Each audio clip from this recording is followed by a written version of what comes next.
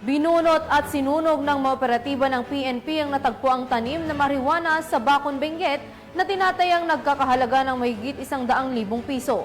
Patrolwoman Febelin Kujam sa balita.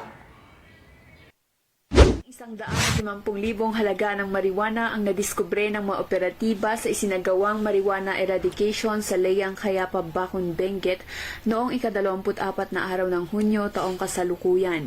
Matagumpay ang operasyon ng pinagsanib na pwersa ng mga operatiba sa pangunguna ng Bacon Municipal Police Station, katuwang ang Provincial Intelligence Unit, Provincial Drug Enforcement Unit, Benguet Police Provincial Office, Regional Intelligence Unit 14 at PIDEA Cordillera.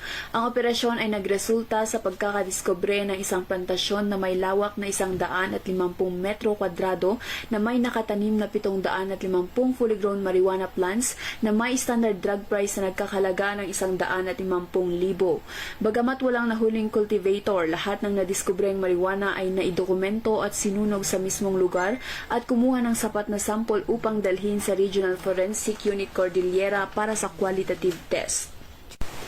Mula dito sa probinsya ng Benguet, ako ang iyong PNN correspondent, Patrolwoman Febelin Kujam, alagad ng batas, tagataguyod ng balitang pulis. Maraming salamat sa iyo, Patrolwoman Kujam.